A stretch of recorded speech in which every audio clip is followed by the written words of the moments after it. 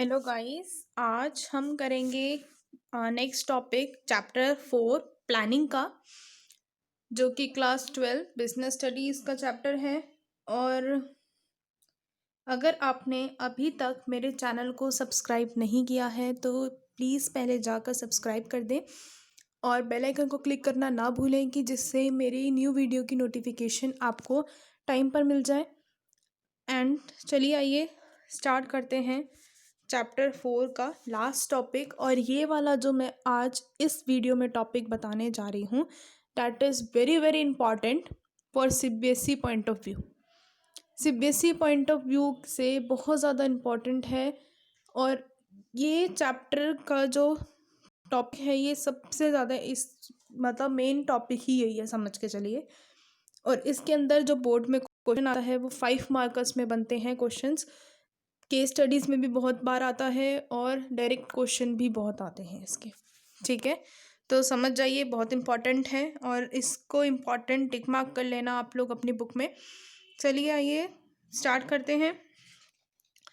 Planning process यानी process of planning.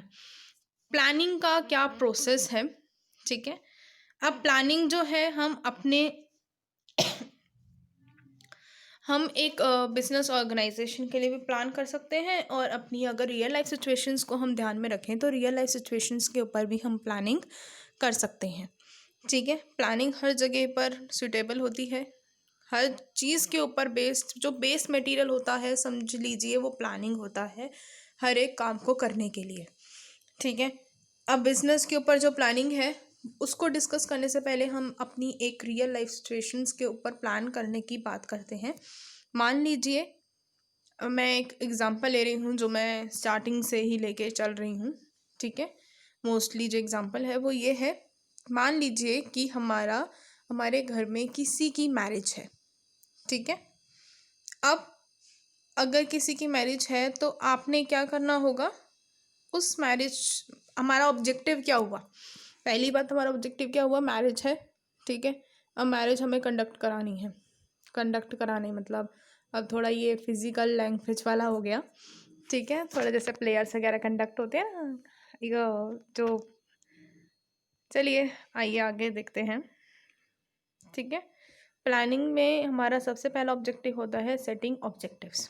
ठीक है, ऑब्जेक्टिव यानी मैरिज, मान लीजिए हमारा एक ऑब्जेक्टिव है कि किसी की शादी है तो हमें उसको कराना है।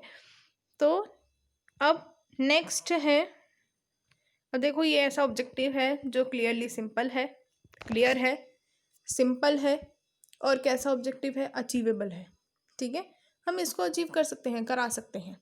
ठीक है, तो प्लानिंग में सबसे मेन बात ये होती है कि ऑब्जेक्टिव जो होना चाहिए वो क्लियर होना चाहिए, सिंपल होना चाहिए एंड देन अचीवेबल होना चाहिए। ये बात शायद बुक में ना भी लिखी हो, बट ये अगर आप लाइन लिख लेते हैं तो बहुत ही वेल एंड गुड है कि जो ऑब्जेक्टिव्स होने चाहिए must be clear, simple and achievable. ठीक है, ये 3 पॉइंट मेन है। फिर है डेवलपिंग प्रीमाइजेस। अब प्रीमाइजेस क्या होते हैं, प्रीमाइजेस यानी जैसे हमारे जो फ्यूचर है वो अनसर्टेन है, हमें पता है। ठीक है, हमें नहीं पता फ्यूचर में क्या होने वाला है, क्या सी सिचुएशंस आने वाली हैं। ठीक है, तो हम जो अजम्पशंस लेके चलते हैं उन अजम्पशंस को हम कहते हैं प्रीमाइसेस। क्या कहते हैं, प्रीमाइसेस, उन अजम्पशंस को जो हम अजम्पशंस लेकर चलते हैं। अब बात सुनिए, प्लानिंग मैंने मैरिज फिक्स्ड हो गई किसी की हमारे घर में, तो हमारा ऑब्जेक्टिव क्या है, मैरिज कराना। फिर प्रीमाइसेस हमने डेवलप कर ली कि हम मैरिज कराते हैं तो क्या क्या हमारे को प्रॉब्लम्स क्रिएट हो सकती हैं। हम अज्यूम करके हर चीज़ चलेंगे कि हाँ ऐसा ऐसा भी हो सकता है, क्या पता इतनी कॉस्ट लग जाए। हर चीज़ हम अजम्पशन करके रखेंगे, अज्यूम करके रखेंगे, तो उस अजम्पशंस को हम क्या कहते हैं, प्रीमाइसेस कहते हैं। ठीक है, फिर है identifying alternative courses of action. ये सिर्फ मैं अभी एक हमारी रियल लाइफ सिचुएशन से बता रही हूँ कि अगर आप बिजनेस के पॉइंट्स को अपनी रियल लाइफ सिचुएशन से कनेक्ट करते हैं तो आपको ज़्यादा अच्छे से समझ आएगा। ठीक है, हम बिजनेस के ऊपर भी करेंगे बात, बट पहले एक रियल लाइफ सिचुएशन की भी बात करें क्योंकि अगर कोई भी हमारी थ्योरेटिकल चीज़ है, अगर हम उसको प्रैक्टिकली लेके नहीं देखेंगे तो हमें कई बार ऐसा होता है कि वो पॉइंट समझ नहीं आता। ठीक है, हाँ, नेक्स्ट पॉइंट है identifying alternative courses of action.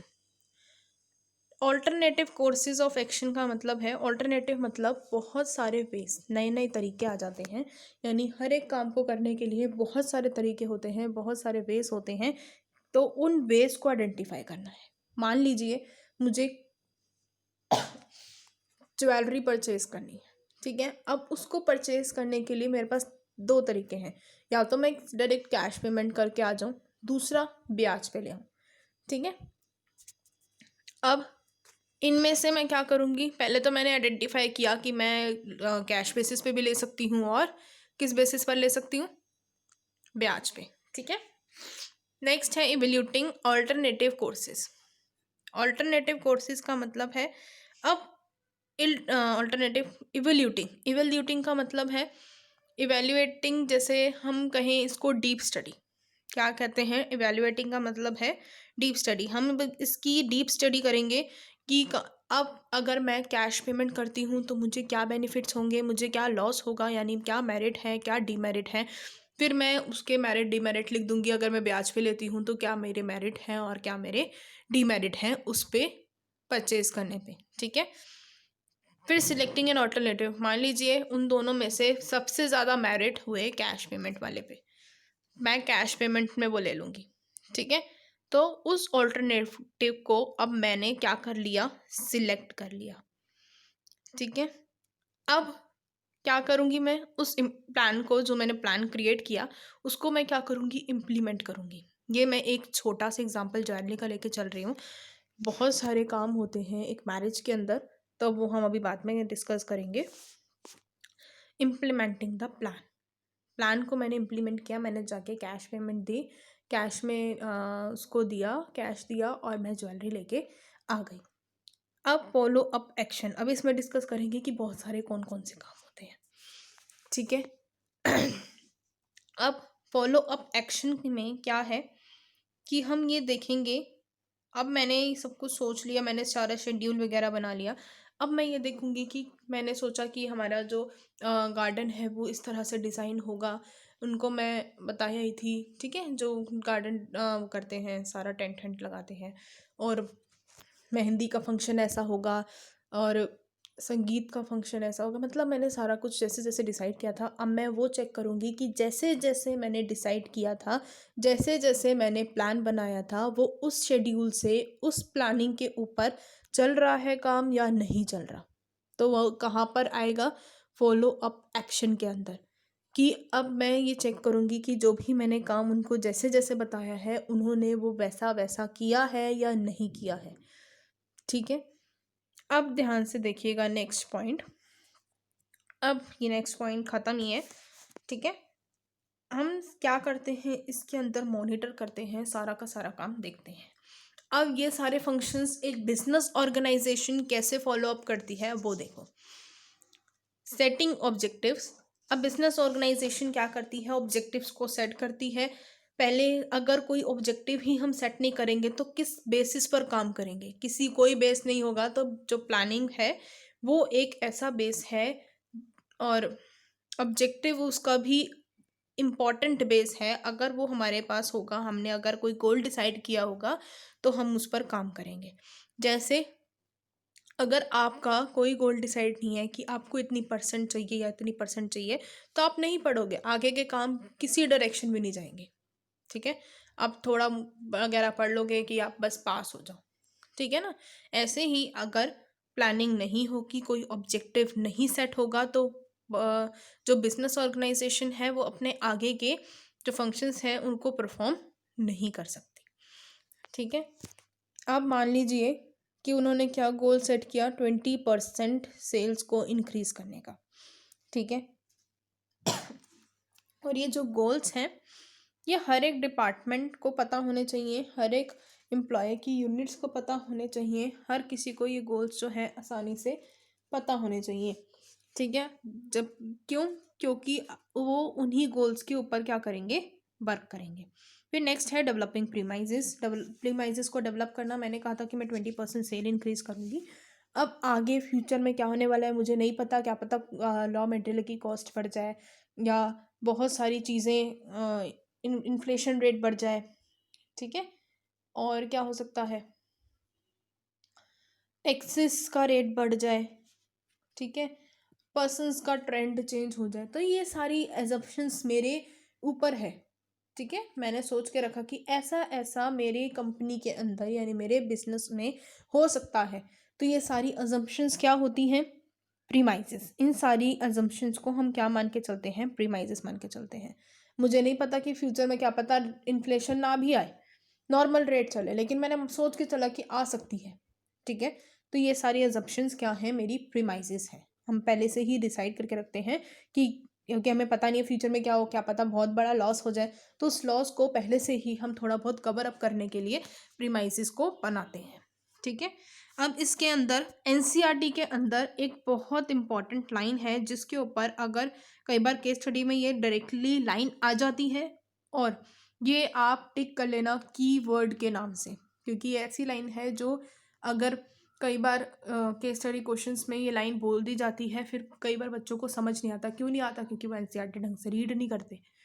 तो एनसीईआरटी की जो लाइन है मैं बता देती हूँ कौन सी है।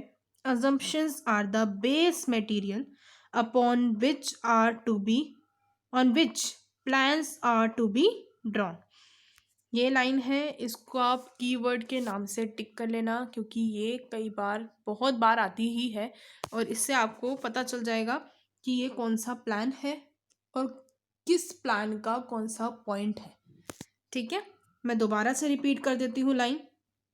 assumptions are the base material upon which plans are to be drawn, ठीक है।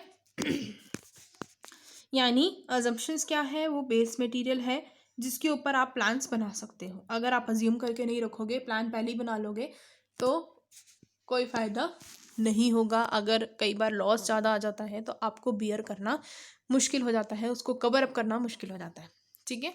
नेक्स्ट है identifying alternative courses of action. अब बहुत सारे वे आ जाते हैं, ठीक है। एक काम को करने के लिए हमें बहुत सारे वे चाहिए होते हैं, तो बहुत सारे अलग अलग तरीके हम लोग क्या करते हैं, फाइंड आउट करते हैं। फिर नेक्स्ट है, अब मान लीजिए, पहले मैं एक बात बता दूँ आइडेंटिफाइंग में, कि मेरा ऑब्जेक्टिव था 20% सेल को इंक्रीज़ करना, ठीक है। अब क्या क्या किया मैंने, मैं कैसे क्या क्या हम लोग अज्यूम कर सकते हैं, यानी क्या क्या ऑल्टरनेटिव हो सकते हैं सेल को इंक्रीज़ करने के लिए। पहला ऑल्टरनेटिव होगा कि मैं डिस्काउंट पे बेच दूँ। दूसरा होगा, अगर मेरी कॉस्ट ऑफ रॉ मटेरियल कम है, मेरा कॉस्ट कम है, प्राइस, तो मैं क्या कर सकती हूँ, प्राइसेस को कम करके बेच सकती हूँ, जिससे क्या होगा, ज़्यादा यूनिट्स सोल्ड हो जाएंगी। और तीसरा क्या होगा, तीसरा हो सकता है कि अगर मान लीजिए मैं क्रेडिट पे सेल कर दूँ, ठीक है। यानी मेरे क्या निकल के आ गए, ये तीन ऑल्टरनेटिव निकल के आ गए, मैंने फाइंड आउट कर लिया है। अब इवेल्यूटिंग ऑल्टरनेटिव कोर्सेज, अब इनको क्या करूँगी, मैं इवेल्यूट करूँगी। इवेल्यूट यानी डीप स्टडी, मैंने पहले भी बताया है, डीप स्टडी करूँगी इसका कि कौन सा ऑल्टरनेटिव मेरे लिए सही होगा, मेरी ऑर्गेनाइजेशन के लिए सही होगा, जो ज़्यादा रिस्की नहीं होगा, जो मेरे को ज़्यादा रिस्क तो ना दे, क्या दे ज़्यादा से ज़्यादा, मेरे को रिटर्न्स अच्छे मिले, ठीक है। मान लीजिए मैंने कोई भी एक ऑल्टरनेटिव चूज़ कर लिया, ठीक है। उसमें मैं क्या करूँगी, तीनों ऑल्टरनेटिव के मेरिट्स भी लिख दूँगी, डीमेरिट्स भी लिख दूँगी। जिसके मेरिट्स ज़्यादा हैं और डीमेरिट्स कम है, जो मेरी ऑर्गेनाइजेशन को सूट करता है, मैं उस ऑल्टरनेटिव को सिलेक्ट करूँगी। नेक्स्ट पॉइंट है सिलेक्शन एंड ऑल्टरनेटिव। अब उस ऑल्टरनेटिव को सिलेक्ट करेंगे, और वो ऑल्टरनेटिव मेन ऑल्टरनेटिव होगा जिसके ऊपर हम लोग सारा काम करेंगे। अब इसके अंदर एक सिलेक्टिंग एन ऑल्टरनेटिव के अंदर भी एक बहुत इंपॉर्टेंट लाइन है, जो कि कीवर्ड है उसका, मैं बता देती हूँ, वो कर लीजिए, टिक मार्क कर लीजिए। The ideal plan of course would be the most feasible, profitable and with least negative consequences. ये है एनसीईआरटी बुक में है, दूसरी बुक्स का तो मुझे नहीं पता, क्योंकि एनसीईआरटी एक ऐसा बेस मटेरियल है जिसके ऊपर आप पेपर बहुत अच्छे से दे सकते हो और 100% स्कोर कर सकते हो, ठीक है। क्या है, मैं दोबारा से रिपीट कर देती हूँ line. The ideal plan of course would be the most feasible, profitable and with least negative consequences. यानी ऐसा प्लान जो क्या हो, बहुत आसान भी हो, प्रॉफिटेबल भी हो, हमारे को प्रॉफिट भी ज़्यादा दे, लेकिन उसके नेगेटिव कॉन्सिक्वेंसेस क्या हो, कम हो। ठीक है। नेक्स्ट है इम्प्लीमेंटिंग द प्लान। प्लान को क्या करना है, इम्प्लीमेंट करना है। अब जो भी हमारा प्लान था 20% सेल इंक्रीज करने का, मैंने सारा ऑल्टरनेटिव वगैरह सिलेक्ट कर लिया। अब उस ऑल्टरनेटिव के ऊपर मुझे चलना है। मैंने मान लीजिए सिलेक्ट करा कि मैं डिस्काउंट प्रोवाइड कर दूंगी। ठीक है। अब क्योंकि प्राइसेस का मुझे नहीं पता, अगर इन्फ्लेशन रेट बढ़ गया तो भैया प्राइसेस बढ़ सकते हैं बहुत ज़्यादा, तो मैंने क्या कहा कि मैं थोड़ा बहुत डिस्काउंट लगा के मैं सेल कर दूंगी। ठीक है। तो अब उस प्लान को मैंने क्या करना है, अब इम्प्लीमेंट करना है। अब उस प्लान को हम क्या कर देंगे, बाद में इम्प्लीमेंट कर देंगे, उसको अपने एक्शन के अंदर ले आएंगे। इम्प्लीमेंटिंग द प्लान के अंदर भी एक इम्पॉर्टेंट लाइन है एनसीईआरटी के अंदर, वो मैं बोल रही हूँ। The step is concern with the step is concern with putting the plan into action. यानी अब जो हमने प्लान बनाया था उसको क्या करेंगे, एक्शन के अंदर लेकर आएंगे। मैं दोबारा रिपीट कर रही हूँ, the step is concern with putting the plan into action. Next है point follow up action. Follow up action में क्या है कि मैंने प्लान जो सिलेक्ट करे हैं, मैंने जो ऑब्जेक्टिव्स बनाए हैं, उसके ऊपर मैं अब ये देखूंगी कि जो भी काम हो रहे हैं क्या उसके ऊपर हो रहे हैं, यानी उसी शेड्यूल में हो रहे हैं जैसे मैंने प्लान ड्रॉ अप किया है। मैं वहाँ पर अब मॉनिटर करूँगी कि सारे के सारे मेरे ऑब्जेक्टिव अचीव हो रहे हैं कि नहीं हो रहे। अगर हमने प्लान बहुत वेल एंड गुड बनाया है, इम्प्लीमेंट भी करने को दे दिया, क्योंकि टॉप लेवल मैनेजमेंट क्या होता है, उस प्लान को इम्प्लीमेंट करने के लिए दे देता है, बाद में जो रिपोर्ट्स आती रहती है सिर्फ वो एनालाइज करते हैं। अगर वो उसको साथ साथ एनालाइज करेगा तो उससे क्या होगा, उसको बेनिफिट होगा, पता चलेगा कि क्या क्या काम हो रहा है। ठीक है। तो आजकल करते हैं, मोस्टली एनालाइज करते हैं कि कैसे काम हो रहा है, कैसे क्या कर रहे हैं, हमारे प्लान्स अचीव हो रहे हैं नहीं हो रहे हैं, हर चीज़ वो ध्यान रखेंगे। फॉलो अप एक्शन के अंदर भी एक इम्पॉर्टेंट कीवर्ड है, मैं बता देती हूँ कौन सा है, उसको भी अंडरलाइन कर लीजिए, वो स्टार्टिंग से ही होगा। To see whether plans are being implemented and activities are performed according to schedule is also a part of planning process. ये जो मैं कीवर्ड्स आपको बता रही हूँ, ये प्लीज़ टिक मार्क कर लेना और इसको ध्यान देना। जब आप पढ़ेंगे, रिवाइज करेंगे, तो उससे क्या होगा, आपको पता चलेगा कि केस स्टडीज़ में ये लाइन्स जो हैं मोस्टली आती हैं, तो आपको आसानी से आप केस स्टडी प्रॉब्लम्स को, इस चैप्टर की प्रॉब्लम्स को आसानी से सॉल्व कर पाएंगे। ठीक है। मैं दोबारा से बोल देती हूँ एक बार ये keyword. To see whether plans are being implemented and activities are performed according to schedule is also part of the planning process। ठीक है। यहाँ पर ये टॉपिक ख़त्म हो जाता है। ठीक है। और इसके बाद जो टॉपिक है टाइप्स ऑफ प्लान्स, ये वाला टॉपिक इस बार के सिलेबस से डिलीट हो चुका है। और हाँ जी, एक बात और, कि बहुत सारे टॉपिक्स, बहुत सारे जो हैं टॉपिक्स, 30% सिलेबस जो है 12th का रिड्यूस हुआ है। बिजनेस स्टडीज़ के रिलेटेड टॉपिक्स की वीडियो मैंने डाल रखी है, मेरे चैनल पर पहले से ही अपलोड है। जिन्होंने नहीं देखी है वो जाके देखें ज़रूर, क्योंकि आपको ये पता होना चाहिए कि आपके पेपर में क्या आने वाला है, क्या नहीं आने वाला है। ठीक है। तो पहले आप वो देखिए कि आपके पेपर में कौन कौन से टॉपिक डिलीट हो चुके हैं। नेक्स्ट जो है, इसमें मैं एक छोटा सा पॉइंट सोच रही थी बताने का, चलो बता देती हूँ। यानी कि सिंगल यूज़, इसमें दो प्लान्स होते हैं, single use plan and then standing plans. ठीक है। सिंगल यूज़ यानी जिसको हमारा जो है ये likely to repeat in future, future में रिपीट हो सकता है, और वो है स्टैंडिंग यूज़ प्लान जो है। देखो मेनली सिंगल यूज़ प्लान्स जो है वो क्या है, फ्यूचर में रिपीट नहीं होते हैं, नॉन रिक्वायरिंग सिचुएशंस होती हैं। लेकिन स्टैंडिंग प्लान्स जो है वो फ्यूचर में रिपीट होने के चांसेस उसके ज़्यादा होते हैं। ठीक है। ये थोड़ा सा एक डिस्क्रिप्शन था, छोटा सा एक इंट्रोडक्शन था इसका, बहुत छोटा सा। इसके ऊपर तो बहुत बड़ा टॉपिक है, बट हम इतना ही 2 पॉइंट करेंगे इसके, क्योंकि अगर पेपर में पूछ लिया जाए, वैसे पूछेंगे नहीं क्योंकि अगर ये टॉपिक डिलीट हो चुका है तो कोई पूछेगा नहीं, बट बाई चांस इसके ऊपर हल्का सा अगर केस स्टडी के फॉर्म में आ गया तो आपको पता होना चाहिए कि सिंगल यूज़ प्लान क्या होते हैं और स्टैंडिंग प्लान क्या होते हैं। ठीक है, आज मैं यहाँ पर अपनी वीडियो ख़त्म करती हूँ और यहाँ पर ये चैप्टर भी कंप्लीट हो जाता है क्योंकि नेक्स्ट टॉपिक जो है वो लाइकली कट चुका है। ठीक है, और जिन्होंने अगर वीडियो नहीं देखी तो मैं एंड में डिस्क्रिप्शन बॉक्स में भी डाल दूँगी, वहाँ से देख लेना। और अगर आपकी कोई भी क्वेरीज हैं तो कमेंट सेक्शन में बता दीजिएगा, मैं उसको सॉल्व करूँगी। चलिए बाय।